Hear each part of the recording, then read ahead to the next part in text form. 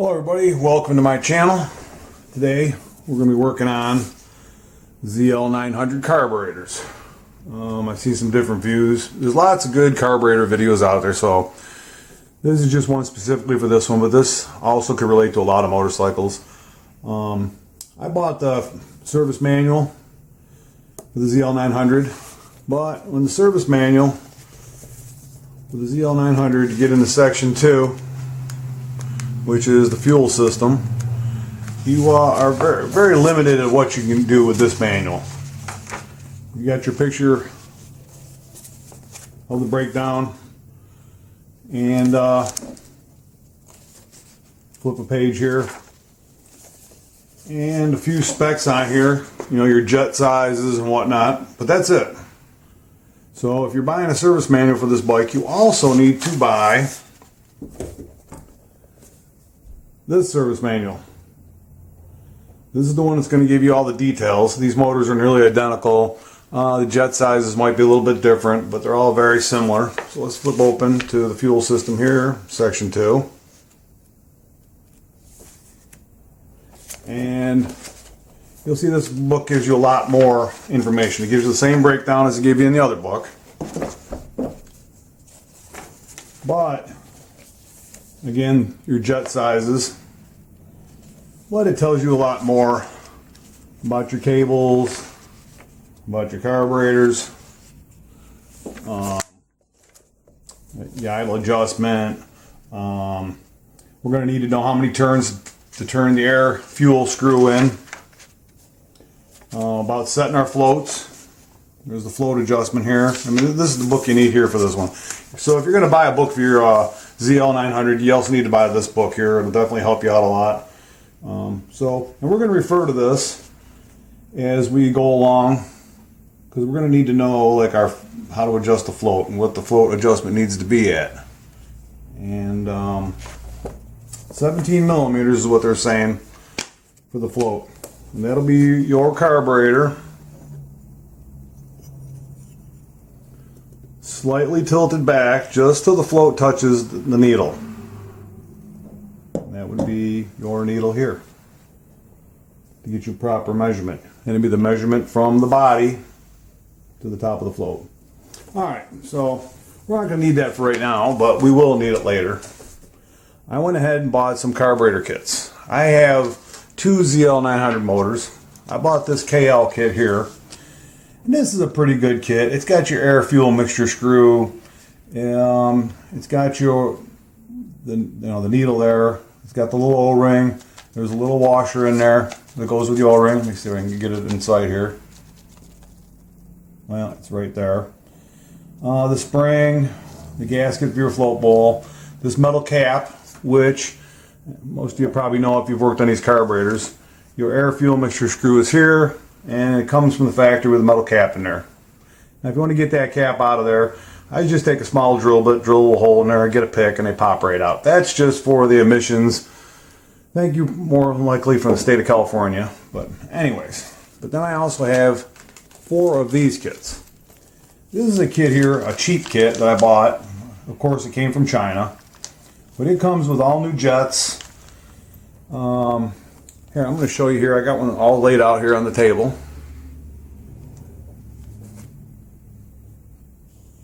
You know, your air fuel mixture screw, that little O-ring, that little washer, your main jet, your mid jet, comes with new screws, new idle screw, spring, gasket, needle, that little cap I was telling you about.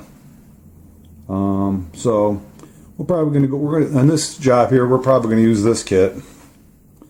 I don't know how good it is. We'll have to see. It comes straight from Japan or China, so yeah, we'll just have to go with it and see how it goes. Some of the tools I'll be using, let me go over a few of them. I've got a set of the tip cleaners. These are for welders use them, cut and torch. What they are is they're little files. You see they start out smooth at the top. And if you was wanting to clean your jet, here's the main jet for instance. You know, you always start small. and work your way up in size until you find one that's close. Now you don't want to force it on there. We're not trying to foul the jet and make the hole bigger. We just want to clean it. So we'll just work our way up. Okay, it won't go on that one. So we'll back one size down. I can get these things messed up. There we go. We'll go down one size down where it'll fit on there. First of all, to clear any plugs you got right there.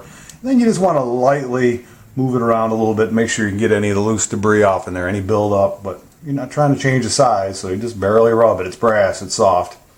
These tip cleaners come in real handy. They don't work for everything. For instance, this jet here, I don't believe this jet here, this idle jet, will fit in here. And I'll show you what I do when that doesn't work. Get the smallest one. Oh, no, it doesn't fit. We don't want to force it on there and make it bigger, but sometimes you can do with smaller jets. What I like to do is take a wire brush and I pull one piece of wire out of the wire brush. And then I put a piece of tape on it just so I can keep track of it. This works really good for any of the little holes. Like in this instance, let me hold this up a little closer. I don't know if you'll be able to see it or not. I don't know if you can make that out or not, but it's got little pinholes going through the sides. So what you want to, it works great to just work that into the little holes and make sure that you got them all cleared out. And they should go right straight through. You also go through the center. And you can work it around, make sure you get any debris out of there. But through your main jet here. I mean, not your main jet. This is your small pilot jet, I believe they call it. And you can use that little brush, that little wire. Let's make sure I call stuff by the right names here. I don't want any haters out there yelling at me. That's going to be, that would be number 4, the pilot jet. And that's that jet that goes through the bottom that I was telling you has that little plug that plugs the hole, which you don't need to put back in there. But anyways, you just want to make sure it's clean. Just running in and out of there, scrape at it a little bit. But like I said, we don't want to change the size. Now these jets come different sizes. Now I've got a microscope. I can't see that good. So I have this little digital microscope here, and I'm going to show you the difference in jet sizes. If you want to know what yours are and you can't see, buy one of these things. I think I paid $20 for it. It really helps out when you're trying to look at the numbers on these jets. Let me grab a jet here. I'm going to get it lined up here, and then I'm going to show you.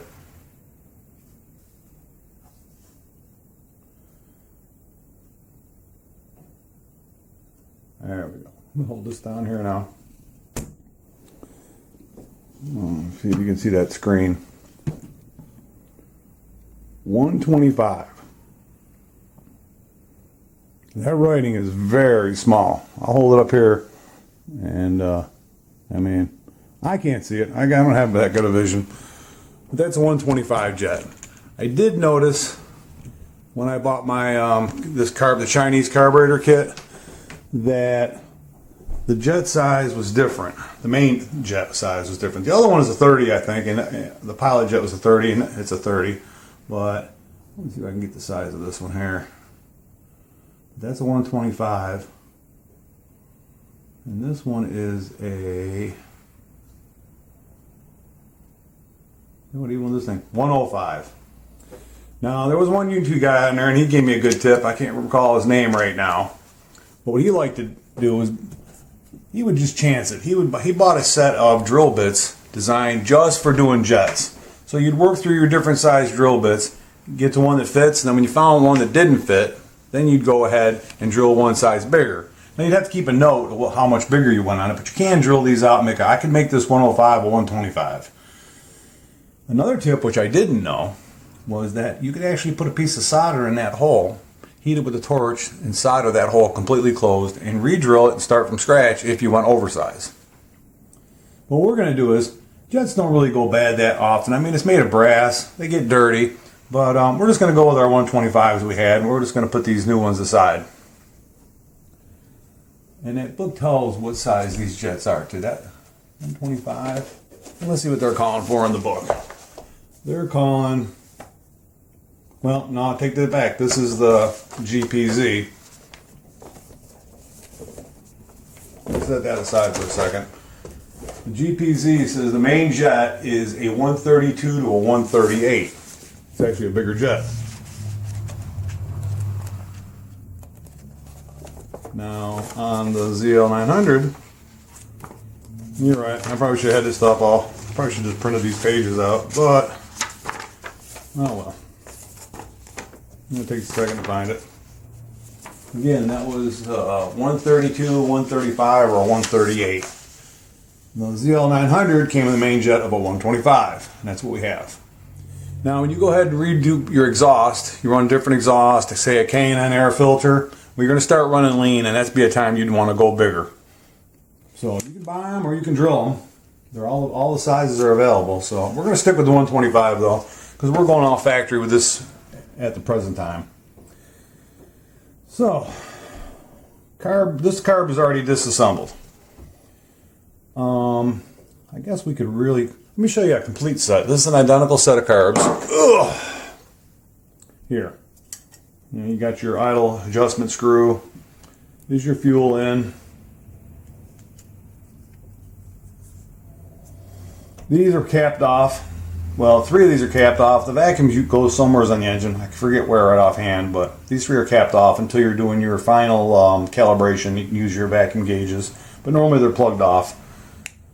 So your throttle cable would go here. Let's see here.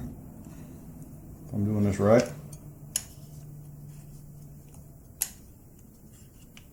There we go. And as you can see, it opens those vanes there. That's your throttle cable there.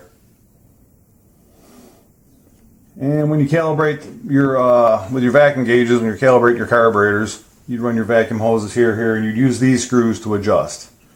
Note that you only have 3 that adjust, because you're going to adjust usually off the 4th. Yeah, this one's for this carburetor, this one's for this carburetor, and this one I believe is for this carburetor. So you start out with your vacuum measurement here, and you match the other ones by lightly turning these screws. And that's where your cables go in, and your adjustment for your mixture. So I already have these ones taken apart, not fully apart, but I have them off the rails. And my rails, set these books aside here. I call them rails. I'm sure there's a better name for them, but this is what they amount to. And I've already cleaned these up, painted them. These carburetors were black. Mine's I believe mine's an 86 ZL900, and they weren't painted. I bought one. I'm not sure the year for parts. It was in pretty bad shape, but I believe these may be an 85. I'm not sure why they're painted. They appear to be factory painted, which I got these already all cleaned up and painted. You got your idle adjustment. When I take my carburetors apart, I like to use some way to keep the parts organized. And I use one of these cases here that I can set my parts in and close the lid and not lose them. Because you have a lot of small parts, and it's easy to lose something, especially a tiny little washer or something like that. Let's start out here. I'm going to move these parts aside.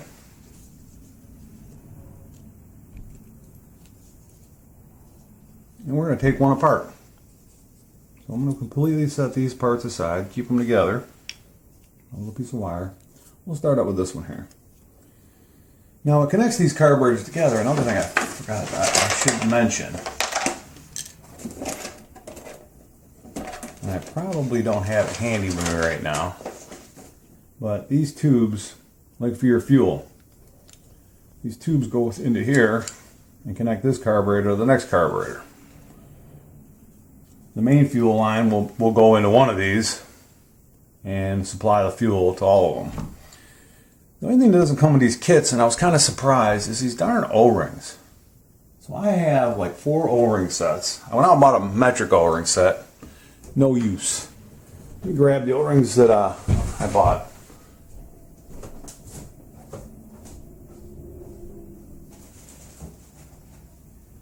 So like I said, I bought several different O-ring kits. I think Harbor Freight kind of screws you. You buy the metric O-ring set. Well, they're taking regular standard O-rings and measuring them in metric, I guess. I don't know. So I ended up buying a couple of O-ring kits.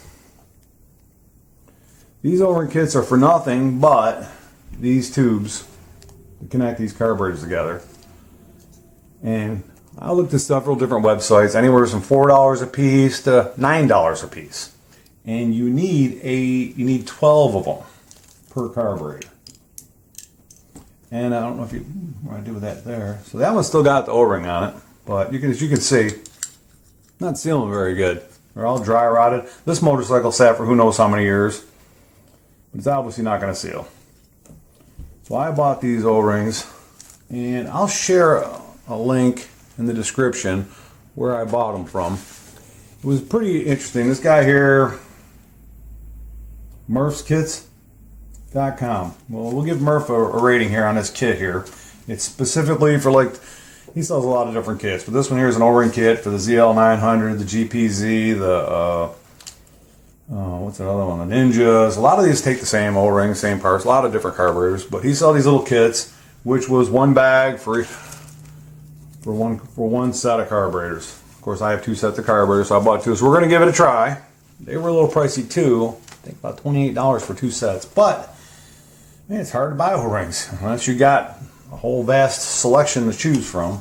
But let's take this carburetor apart. Now this one already has the needle out of it, which when I say the needle out of it, I mean, I'll show you down here. I mean this, the spring, the washer, and the O-ring. And that's the order they go in. And it's got a very tiny little tip. And that's how you're going to do your fine adjustment fuel mixture at an idle.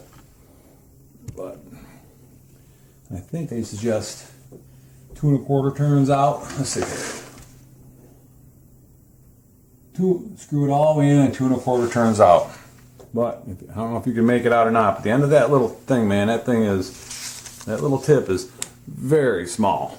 You don't want to damage it. And this kit came with new ones. I don't think there was anything wrong with the old ones, though, honestly. I mean, what could go wrong with them? They're brass. Assuming they don't get damaged. One thing I like about that Chinese kit, though, it comes with new screws. And you know these screws always get messed up. I have trouble getting them out sometimes. They've been in there so many years.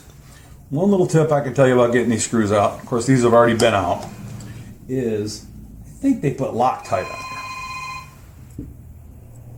Alright, I'm going to have to pause this. Alright, I'm back. Sorry about that. And bill collector calls me on a Sunday. Not cool. Especially since I don't owe him any money. Anyways, let's get back to where we're at. I guess I'm going to jump back here, the float bowl. Let's take the float bowl off. These screws can be very difficult to get out, especially if it hasn't been apart in a very long time, or if never. One trick I got to get these out, especially if these Allen heads are all beat to hell, you know somebody's been in there before. And sometimes you can kind of, polish a turd. I'll put them in a vise. And I'll take a ball peen hammer and kind of knock around there and try to get them back to shape. But we got new screws, so that's on the plus side. But let's get this float bowl off. Again, get these screws out. I think that they Loctite them sometimes. So sometimes to get these screws out, they don't want to go before I strip the head out. I'll heat this area here with a propane torch. You know, we're not trying to melt steel. 100 degrees, 200 degrees, maybe, whatever. Just warm them up. Sometimes you can just warm them up a little bit, or just warm the head of the screw up a little bit, and they'll come out. Another trick I got is I'll put the Phillips head screwdriver on here, but I'll also take a pair of needle nose vice grips, which these are not, but to give you the idea is I'll clamp them on, say in this position here. Clamp the vice grips on, put my screwdriver on there, maybe use a block vise or something to kind of hold the body. A lot of downward pressure, and a lot of them you'll hear it crack. You'll hear a crack, and you'll know that you broke it loose, and they'll come out. But they can be a booger. And so many times people bring me carburetors, and the screw heads are all stripped out. Sometimes the only way I can get them out is with the vice grips, because there's not enough head left to them to get the screwdriver in. That's your float bowl. Now, the way I like to kind of compare the float bowl, kind of think of it like the back of your toilet. You got a float back there. When the tank gets full, it shuts the water off. Well, that's what the float does here too. I know a lot of you already know that, but some people might not. Here's your float. When the float bowl is empty, the float's down. As the gas starts going in there, eventually it goes up and it stops the hole. With a little plunger, a little needle with a rubber tip is attached to that float, and it'll go up and plug the hole. As you're running your motorcycle, it'll use some fuel, the float will drop down a little bit, let some more fuel in, it'll top it off and stop again. A symptom of a bad needle is common is it's flooding out. It'll actually overflow, it'll drain out. Some carburetors will actually have an overflow that'll actually come out and drain out the bottom. I don't know if this one does. Some do, but yeah, it'll definitely be running out the front of the carburetor. You know, your motorcycle won't run. It'll be spitting, you know. So, but anyways, that's the float. Let's take the float out. It's real simple. There's a needle in there. We're going to take a little, I call it, I don't know. It's got a name for it though. This part here, we got the float. At your pivot point, and you got a little metal tab on here that your this little spring piece will hold the needle on, like so. So when it goes down, it plugs the hole, and as it comes up, it lifts out of the hole. That's what we're going to take out next. When you get them out, they're fairly easy. We'll push this little rod out. We'll lift our float up, and our needle will be hanging there. The needle goes down into this brass down there. We want to examine our float. I'm going to take this off of here, I'll loop it. Shake it, make sure there's no liquid in there, no gas in there. Look it over, it's not cracked or anything. Old floats used to be made of brass, and when I was a kid I had a dirt bike and it got gas. You shook it and it had gas inside the brass float. But it was just a crack and a seam, a solder joint. So what I did was I took a little punch and I poked a little tiny hole in there and shook the gas out and actually heated it a little bit with a torch, but you know, only like 100 degrees until it vaporized the gas and pushed all the gas out. So then it was empty, but I still had to fix the hole I made and the new one. Now you can buy floats pretty cheap, but I was a kid. So what I did was, my dad was a plumber, so we had flux, and I took a soldering iron, a Weller soldering gun, I guess, a little more powerful, and I heated up, I wire brushed that joint, heated it up with some flux, and I soldered it. Well, then I had trouble soldering that little pinhole because every time I heated it up, it seemed like the air was expanding, leaving a little pinhole, and it wouldn't seal. So I set the float in a bowl of ice, which caused it to start chilling down and getting colder, and then I hit it with that soldering gun real quick and, you know, plug the hole. So you can repair them. Older than that, I have a 56 Harley Davidson, which I took the carburetor apart. It actually had a cork float, which was obviously no good. But anyway, that's the thing on floats. So the float rides up on this pivot joint here, up and down. Now there's a float level. I'm not going to put the needle in there, but I'm just going to give you an idea. How to adjust your float. There's actually a setting. Every motorcycle's got one that I know of, that I've worked on. I'll tell you how to set your float. Because you can adjust that metal tab where that needle goes on by bending it minute amounts. Where is it here? I think we're looking in the wrong book. Yep, we're looking in the... Again, we got to go back to the GPZ book for the adjustment. And the float adjustment should be right here. Okay, there it is right here. It's showing the carburetor body. I hope you see that. Carburetor body, the needle going into the seat, and the float. So what we're looking at, just like that. Your needle's right there, and the float goes right there. And as the float rises, the needle comes out, and the needle goes back in. Well, to set our float, and also that little needle is got a spring-loaded, the tip on it is actually, that little tiny tip on there will actually spring-load it a little bit. Make sure that moves free. Okay, so now, take our needle, put it back on our float.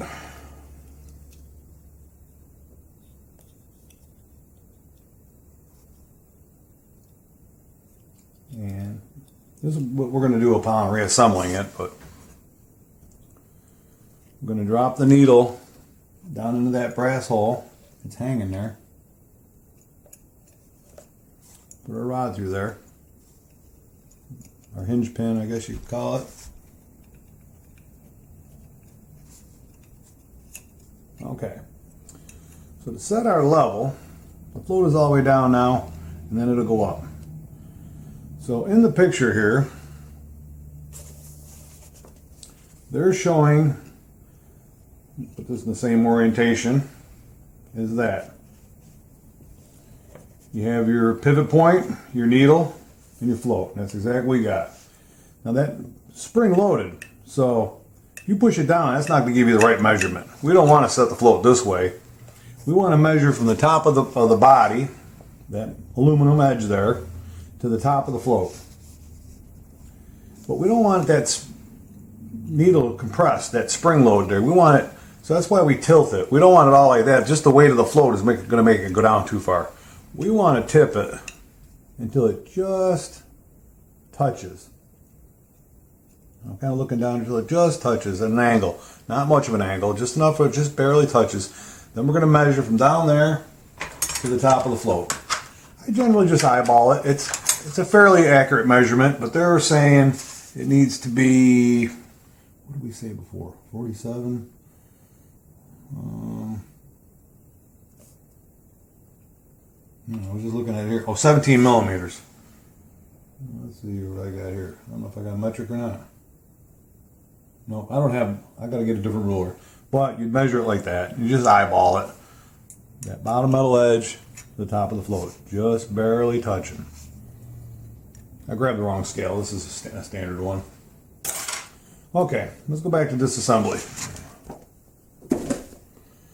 So, you got your needle out of there. Maybe you can help. Oh, got your needle out. You got your float out. You got your little needle in there that plugs the hole. Now, we are going to take out the main jet. Call these by the right name. Main jet, the needle jet holder, and the needle jet. Main jet, needle jet holder. All right. Well, in this case, I've already got them out. Let me just show you. I already took them out earlier, but I'll just show you where they were at. Keeping with the spirit of the video. I've already had this apart, and I forgot that I didn't put these back in. But anyway, these are going to be hard to get out.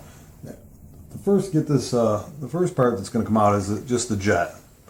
And they are in there good. I'm telling you what, make sure you have the top all apart first. A lot of downward pressure. You get on there and you can crack it. I'll tell you what, matter of fact, I've got the wrong carburetor in my hand. That's the problem. We were working on this one. That's why those parts are already out. So, anyways, get that out. Find a good screwdriver. What I'm going to do with this is I'm going to stop for a second because I'm going to really, this one isn't that tight because it's been apart, but let's assume it's never been apart. Let's take our top apart. Again, with these screws, you may need to use the vice grips. Let's take this off. We should probably take this off first, the top.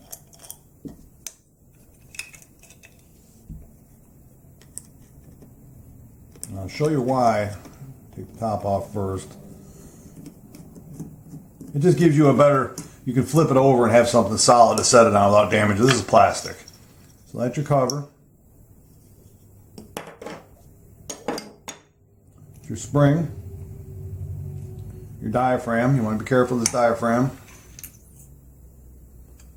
And your slide. Tip this over. You've got your needle, your slide, your spring guide that goes down in there. This is a non-adjustable needle. Some have grooves in there where you can move the snap ring up and down to change your mixture. Get a little more if you want. This is non-adjustable, but if you buy a aftermarket kit, most of them are adjustable. What I could do with this one is put some small washers under there, and I could raise it if I needed to, if I wanted more fuel. There was that. Well, now this is off. Now we can set it firmly on the table.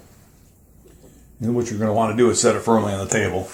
You're going to get your screwdriver in there. You're going to want to lose a lot of downward force, and it's going to. Then they're a bear. You might even try to warm it up a little bit, but they're a bear to get out. And it's brass. Like I said, make sure you got a good wide blade screwdriver. That's your main jet. And I think we've already talked about jets and the cleaning them. Usually when I'm taking a carburetor apart, I just hold it up to the light. I can do it with this flashlight.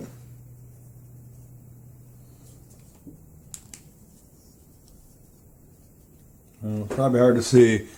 You can see that light coming through that jet, but right off the top tells you that it's fairly clean at least. The jet that's probably going to plug is if your motorcycle won't idle. Will probably be, well, let's get the holder out first. This would be your holder, and you can use a wrench. I think it's about 10 millimeter. Again, I've had this apart. You're going to want to clean all your little holes on the sides. There's 5 holes here that go all the way through, and 3 here that go all the way through. These are pretty small holes. Again, I'll use my piece of wire that I got from my wire brush with the tape on there to run through there to make sure those holes are clean. And I've already cleaned these, but you can see it's hanging there. It's all the wire's all the way through. Make sure they're clean that way. Make sure you look down the barrel and make sure that's clean. That's your holder. Your next part, let's see. Needle jet holder will be the needle jet itself. So now what we're going to do is we're going to look down the throat of the carburetor, and we're going to see a little tab in here, right there, a little bump sticking up, and that's where the needle will slide in and out of. But that also comes out, so stand it up and find something with a blunt end on there. You don't want to damage it. This has got a blunt end, and I'm going to push down on it. Otherwise it'll just fall right out. Oh, there it did. Sometimes you have to push it out, but try to use something that won't damage it. It's kind of got a little, it's kind of chamfered on the one end. That's the end that goes, in this case, would go in the up position that the needle would go in. That's the direction it goes in. But drop that out too, and you can clean that. Let's see what else we're after here. Okay, I have a part already out that I want to show you. Would be your choke. I have the choke pieces in here.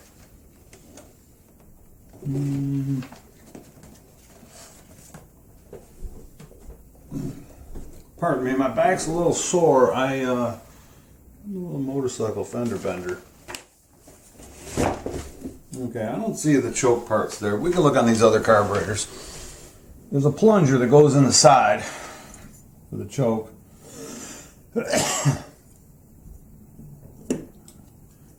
And there's 4 of them, 1 for each one. Let's take a look at these carburetors. Find our choke. There's a rod here. Watch this rod here. See how it moves back and forth? It pulls those little pistons out. It's choked now, which will open up a choke circuit, let more fuel in to get your motorcycle started, assuming that your other jet's not plugged. And then when you release, and it does all 4 at the same time. Anyways, if you have to get those out, you can take these screws off and the spring, and you can get this arm off. I'll show you the arm. It's right here. Let's see if that's it. Right.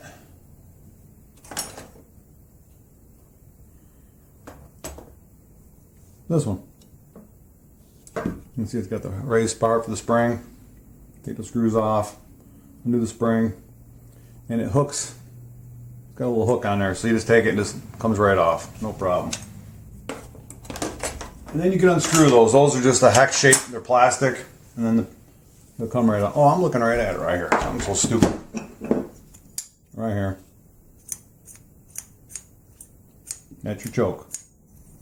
And that will unscrew fairly easy. I usually just use needle nose. You might find a socket that'll fit it, you might not. Usually, typically when you start it, they usually come right out. It's not a very good. I may not even be able to get what I got. I may have to use a socket. Oh, there we go. Kind of slippery plastic.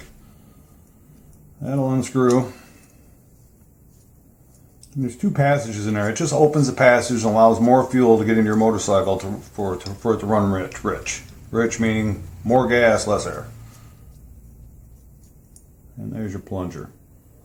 And believe it or not, I mean, I took a piece of fine Scotch-Brite and just buffed that off a little bit, but they don't usually get that dirty, hopefully. And there's a hole in the bottom, and it connects the passage, I think, to this passage right here. But anyways, there's plenty of videos out there that tell you about cleaning carburetors. Let's get out that other jet. Okay, so that was our main jet here. We got that out. We got our holder. We got our jet needle jet.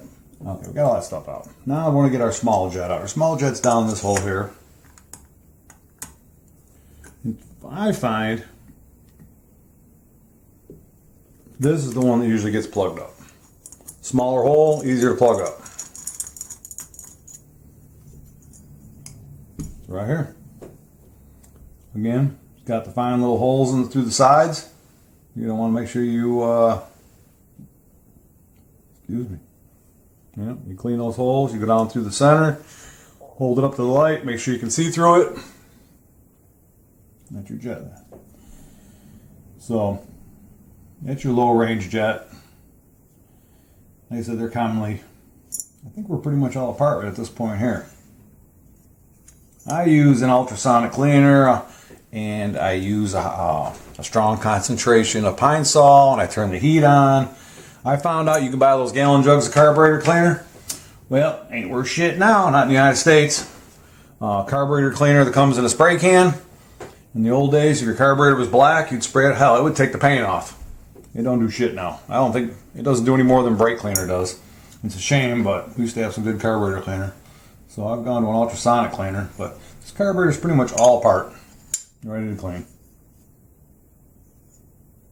We're going to do another video, I guess. We'll wrap this one up and we'll put them together. We'll at least put one together and give you an idea. We'll look at our new parts.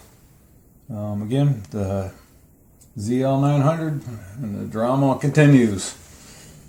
Alright, if you like these videos, here, get a picture of my face. Make me famous. There we go. Yeah, again, I got the bad back. Fell off the motorcycle. That bound to happen. But anyways, if you like my videos, go ahead and like and subscribe. We'll do another video on putting the carburetor back together and setting that float height and setting the needle jet, the one that's adjustable. And in the future, I have a junk Yamaha that we're going to do the forks. We won't really rebuild them. We'll at least take them apart and look at them. I think forks intimidate a lot of people, and I don't think they're as complicated as you make out. That I think most anybody that's got some mechanical ability could probably rebuild forks. And these won't be exactly the same as the ZL900, but I already did those forks. Sorry. But it'll give you a great idea. Most of them are very, that style fork are very similar. All right. Subscribe, like, thank you.